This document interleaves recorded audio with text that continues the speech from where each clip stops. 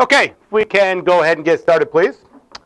Today I want to just do some wrap-up things for the course. I don't expect to use anywhere near the full time. Make a few comments about the final exam or exam 2. A few comments about kind of wrapping up the course, some information or references for you moving forward. Exam itself, this was sent to you. It's posted in the course. It's worth 120 points. It's written to be done within 2 hours. Very similar in length to the midterm, so you get an extra half hour plus the bonus 15 minutes I should be able to give you. So you have 2 hours and 15 minutes max if you need it.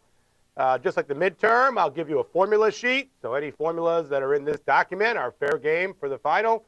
If they're not in the document, they could only be there for interpretation, so Minitab output. Let you bring in 2 8.5 by 11 personal notes page, writing on both sides. This is fine to be typed or written, right? The idea here is just for you to give a kind of a condensed, have your stuff in a condensed way, if that's better for you. Some of you may have realized trying to flip through notes during the test is time-consuming, so it might be smarter to organize that a little bit.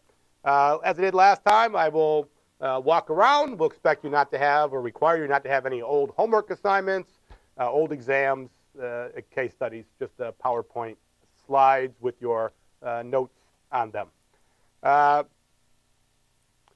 Need to bring in a calculator. You're not allowed to bring in a laptop or use a calculator that communicates with somebody else. It's to be something that's just you to use. None of the calculations should be particularly complicated. Exam itself, there'll be multiple choice, 25 multiple choice, kind of similar in style, if you will, to the midterm. There'll be some short answers, some graphs. I'll have you interpret things. I might make you make a graph, like make an interval plot or make an interaction plot or make a main effect plot, something like that. And then there'll be another mini case study. The mini case study will be very similar in format to the midterm. The idea is to just walk through the DMAIC problem-solving process. The difference this time is the data you're going to get is probably going to be from regression/DOE. So it'll be basically like case study 2 and case study 3 as far as tools. Obviously, it's a short exam. It's not going to be super complicated, but you should be able to interpret multiple regression DOE output to be able to make recommendations. Those are the questions themselves. As far as tips go, there is a couple of questions from every single lecture. So in every single lecture, ask yourself, what were some of the key points being made in the lecture? We'll start with the improve phase. So the midterm was through the measure systems. The final will be from the improve phase.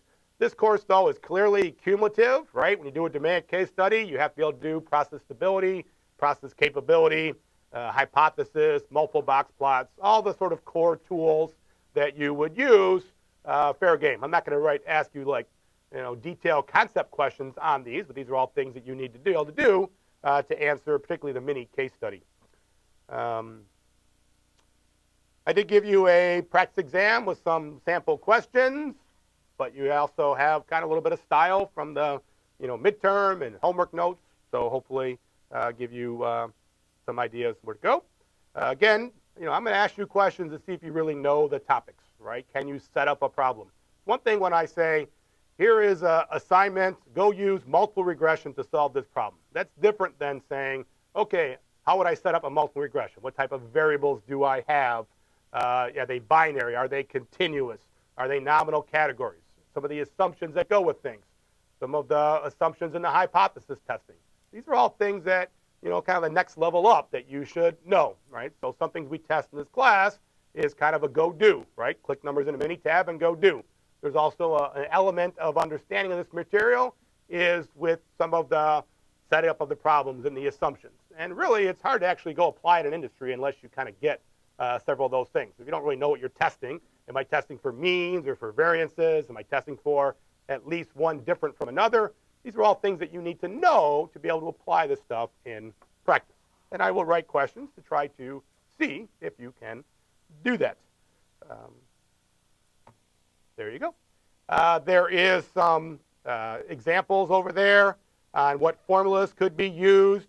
One thing that you will notice that's over there is with the tolerances, right? You should be able to do the tolerance analysis calculations that we covered. There are some sample problems online for that. Probably a good idea to do, but you should be able to do that. Many of the other things are things that are kind of carryover from before. A lot of your DOE and regression is basically,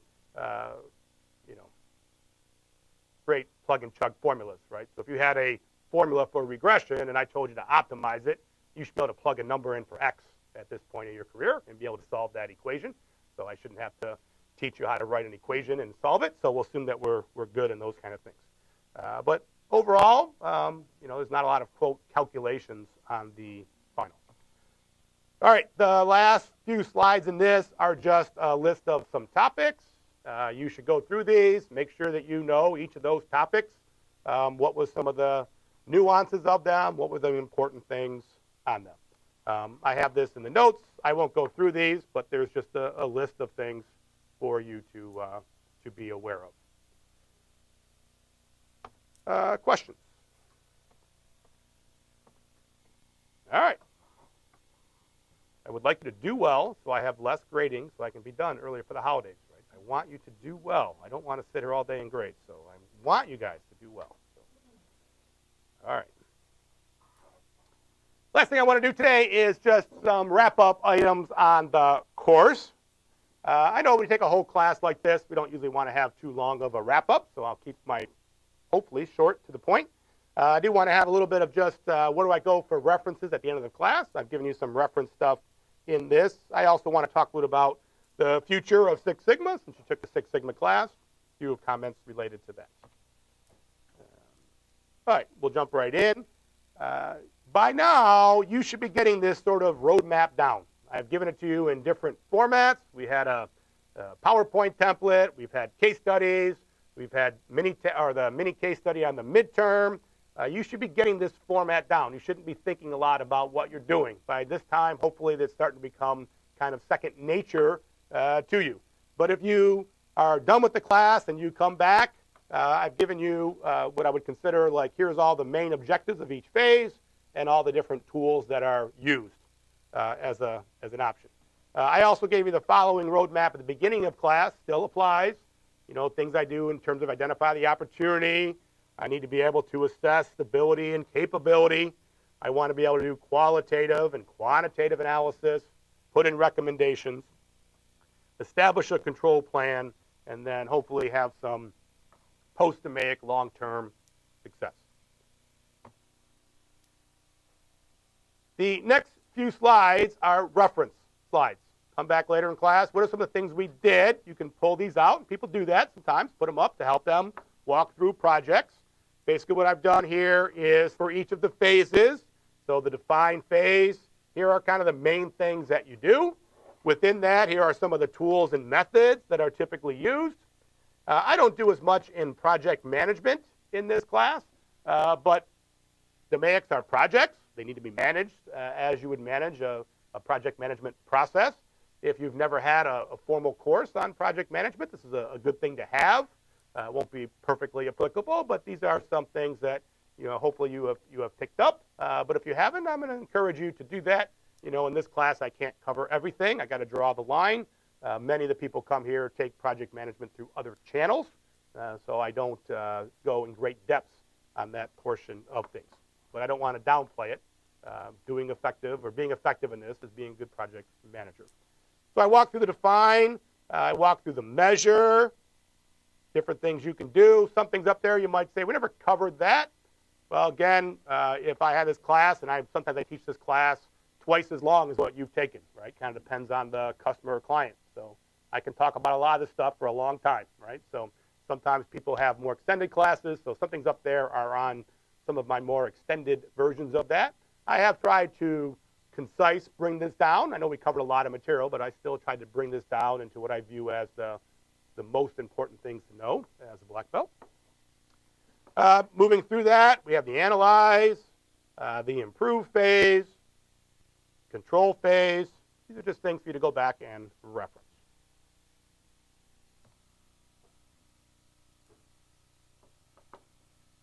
Next thing I want to do is talk a few minutes about this idea of what does it mean to be an effective black belt, right? So sometimes, even if you take a class like this, we get this sort of maybe false sense that this is just about statistics, that if I'm really good at statistics, I'll be really good at process improvement. There's a lot more to process improvement than just being good at statistics. Now, to be a black belt, being able to analyze data is huge, right? It's what separates you from a lot of other people who are doing process improvement is your data analysis skills. So it's important to cover that. But we don't want to walk away thinking that that is the end-all, be-all. Part about being an effective black belt is about picking the right projects. When you're out in industry, you're going to find this is going to be a lot harder than it looks, right? There'll be people who have pet projects like CEOs. They'll tell you to do something that you'll know ahead of time. Doesn't require any statistical analysis. Probably not a good fit, but you're forced to do it anyways. This is the reality of life. Happens to me too, as well. But the better projects you pick, the more successful you will be. When you do projects, a lot of these are project management skills are going to be quite important, right? So how you actively listen with people, how you convince people to change. These are all important things that, in my mind, take a little experience sometimes to get good at. Data collection skills. Up until now, I keep kind of collecting the data for you. When you're out there, you have to come back to the notes and think about what's the right way to collect data. And don't lose sight of the fact that if you think about how you're going to analyze the data, it's going to help you collect good data, right? So if you think about what you're going to do with it once it's collected, if you collect things you have no idea what you're going to do with, you're going to collect it, you're going to have no idea what to do with it, right? So you want to try to think ahead.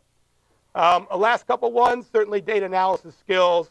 The last one I've watched a lot of people. Your ability to present, right? Very important. And here's a couple things that people make the mistake on when I watch presentations. Sometimes they go way too far into the weeds, right? So they have this mini tab output, and they take like 30 slides to say the exact same thing, right? When you get good at this, you start to get confident where you have a few key analysis slides and let the audience come with you. If you bury them in things they don't understand, they start to tune you out, right? So you have to kind of think that through, but effective presentation skills goes a long way into people that are successful. Part of those good effective presentation skills is your ability to articulate what you're doing, right? You want to spend time describing to people what you're doing. The better you get at articulating this stuff, the more confidence other people will have in you. Another way to look at that is, a friend of mine made this one time. I thought it was pretty good. He basically said, you go take a black belt class, you can argue that's kind of formal learning. Then we do a bunch of case studies in class, and we might even tell you to go do a first project. The reality is, even when you're there, there's still a long way to go into really being effective with this, right? There's still a long way to go. And you don't really get up here unless you basically complete projects. You have to complete projects. It's hard to really get good at this unless you get involved in lots of projects. Whether you complete them, whether you mentor them. If you have opportunities to mentor other people in projects, you will find that this helps you tremendously. It forces you to articulate what it is they're trying to do, right? And it will be in your best interest. But you have to understand that it's going to take some time if you want to be, I would say, really successful master black belt in this area, right? A lot of people do this as a career, right? They run continuous improvement programs for companies. It happens to be a really pretty good career, right? You work on a lot of new projects. You get great exposure to high-level parts of the organization. And if you're good, they keep asking you back, right? If you're no good, what do? You get one project and you're done, right? So if you're doing this and no one ever asks you back to help them, that's a hint, right? That means you're not doing a very good job of articulating, because this stuff can be quite powerful. And when people ask you back, that is a good sign. So let's hope that happens for you. A couple comments about this course and training versus certification. First of all, this course is really black belt training, right? Because we don't require you to do your own industry project as part of the course itself, right? It's not a full certification course. But if you were to benchmark what we have done in this semester and compared it to other black belt courses out there, they won't be identical, but this one will be pretty strong.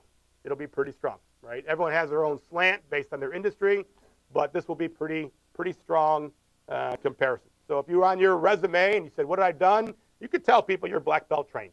You can't say you're certified until you complete the certification exam and project, but you have been black belt trained. I would teach this exact same course. In fact, some companies I would teach a lighter version of this, and other people I would teach a deeper version of this. I would say you're kind of in the median kind of thing. It's the middle version of that I do for this class. Some people in manufacturing go really deep into DOE, and so I go deep with them. Some people in the healthcare field, no one's doing DOEs at all. So going too deep in some topics really isn't all that fruitful. So this is kind of in the middle, I would say. As far as my own self-assessment of the course, take it for what it's worth. If you were to look out, there's a lot of people that do black belt courses, and they are either 3 or 4 by 1 week. Right? So sometimes they're 3 weeks long or 4 weeks long. Right? That's a long time. If you didn't know this, a university 3 credit hour course is equivalent to 2 weeks of industry training. So a university 3 credit hour course is like taking 2 weeks of industry training, if you factor in the assignments and that kind of stuff. Or if you want a more scary way of thinking about this, right, you basically take 14 weeks of 3 lectures, 40 hours. I could either teach this stuff in 40 straight hours, 5 by 8, 5 days a week, 8 days. I would spread it out over 2 weeks to add exercises, but that's what this is. Right? That's what this is. About half the class was lecture, half the class, total time-wise, was doing things. All right, so in terms of face-to-face, we actually spend less time. The reason is that you do your homework assignments and your case studies outside of class. If I was doing this in industry, sometimes I do that as part of class exercises, and we play more games and Lego machines and other kind of stuff like that, right? So those are things that you can do when you have a group of 10 people in the audience. You can change things up a little bit. So we spend a little bit less time in the classroom, but we spend way more time outside than a lot of typical classes. I would argue that we go deeper in terms of the data analysis skills that we do. There's definitely some topics like binary logistic regression. You could go to a lot of places, would never cover that. Even general linear model may not be covered every place, or covariates. So there's definitely some things that we did that were deeper. One thing that we do a little different is, in quote, the soft skills or your project management skills.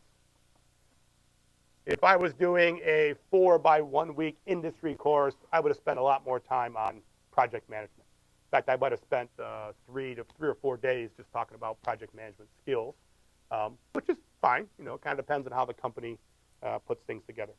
The last thing I would say is, when I watch and I benchmark other people, a lot of people build classes and they do everything kind of on cutesy, fun little counting M&Ms, classifying peanuts for attribute R&R. They do a lot of kind of like fun kind of projects. And I don't do that, right? Obviously, I've tried to create a class where I've tried to present to you past examples, real-life examples, real-life case studies, even though I've simplified them from the real world, so to speak. But hopefully that's been useful to you. That was what I've tried to do in this class, is to give you a better sense of the application of these tools in as many industries as I could cover in the time we had.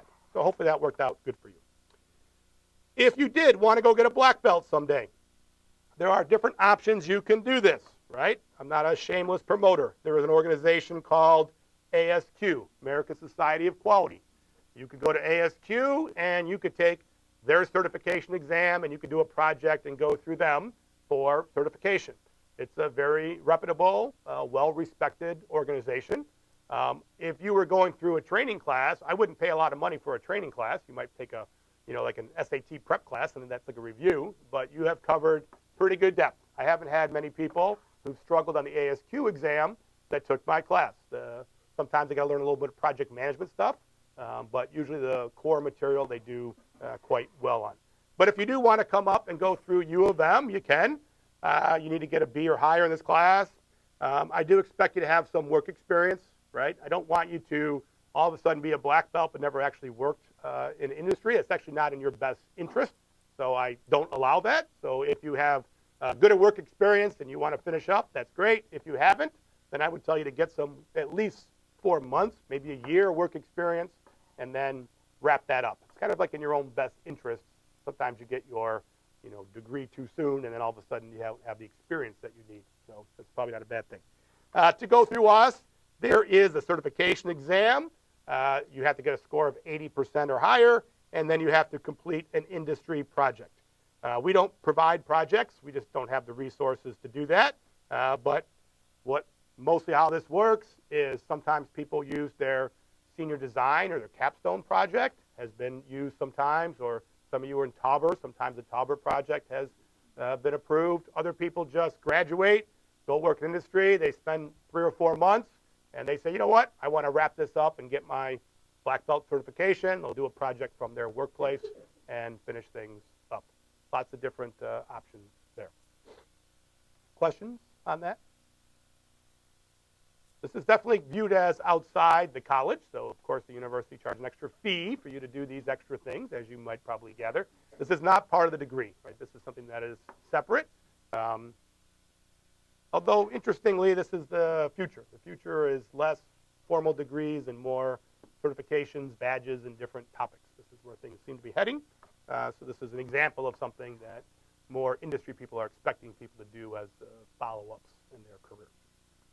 Questions on any of that? All right. The future of Six Sigma. As a program, right, we have a Six Sigma program. If you look at history, history would suggest it probably won't make it, right? Nothing else ever has in the past. If you go through history, people did total quality management. They did company-wide quality control. Some people did like SPC as its own program. Most things in the past have always eventually get ended. The reason they go ended, they are already written now, right? I can write the book ahead of time. If Six Sigma dies, it will be because someone writes a book that says lack of top management support for it. They'll write a book that says, well, we didn't really do a good job of effectively training people. We try to do a one-size-fits-all, and that didn't work. And then the last one, and this is just part of the entrepreneurial spirit of people, right? People are always trying to come up with the next big thing. So someone's going to start pushing, oh, don't do that method, use this method, it's better. These are things that happen. If they do happen, which is certainly possible, I have to say that I've been surprised. I've been giving this lecture slide now for over 15 years, and it still hasn't stopped, right? So it's still kicking. People predicted my demise many years ago, but I'm still kicking, doing great. So maybe it'll be, I have 2 more years left. That's fine, but I'm going to make it to my retirement. I'm pretty confident in that. All right. So this stuff has been pretty good staying power, but like anything else, some days it will probably be replaced with something. And I don't want you to remember, though, that when this happens or if this happens, there will be very few things we talked about in this class that will be no longer a good idea, right? Multiple regression has been around a long time, right? Design of experiments been around a long time. Hypothesis testing, SPC, a lot of the tools and techniques that we did there, right? Even if you don't like the word DMAIC and you come up with a new 8-step process, you're still going to talk about defining the problem, measuring the current state, analyzing the root cause, coming up with an improvement countermeasure, and putting in a control system. So whether you want to call it DMAIC or not, the core steps that you go through have not changed. So that's, I think, a good thing, right? I think that the tools and techniques that we cover in this class are things that they're lifelong skills, right? As you go through life, you'll pick up some additional ones. But interval plots and box plots, these are things that have been around a long time, and they're going to continue to be around a long time. They're not likely to go too far away. Questions on that? Okay, the appendix, I'm not going to go through, but just going to make you aware of this. When you implement a DMAIC project in industry, sometimes the company will send you through what's called a gate review process. Basically, at the end of each phase, they're going to ask you a series of questions to see if you are on target to complete your project or on task.